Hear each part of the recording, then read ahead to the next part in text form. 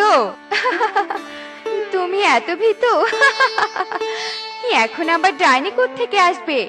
তবে আমার মনে হচ্ছে এটা কোনো জাদুই বীজ, না হলে আকাশ থেকে পড়লো কেন? চলো কালু, আমরা এই বীজ নিয়ে বাড়িতে যাই। এরপর কালু কাকুলি বীজটা নিয়ে বাড়িতে চলে আসে আর সেই বীজটা রোপণ করে। এভাবে বেশ কিছু দিন কেটে গেলে তারা দেখতে পায় সেই বীজ থেকে একটা কচু গাছ হয়েছে। একে কালু, এই তো সামান্য একটা কচু গাছ, তার মানে সেদিন আমরা কচু বীজ নিয়ে এসেছিলাম? এসব তোমার জন্য হয়েছে। শুধু শুধু বীজটা সেদিন নিয়ে এলাম, আর কত সময় নষ্ট হলো এই কচু গাছের পেছনে। সেটা না হয় আমার ভুল ছিল কালু, কিন্তু এখন কি করবে? এই কচু গাছ তো আমাদের কোনো কাজেই আসবে না। এই কচু গাছ আমি এক্ষুনি জঙ্গলে ফেলে দিয়ে আসবো, আর এই কচু গাছের জায়গায় অন্য কোনো ফল গাছ লাগাবো।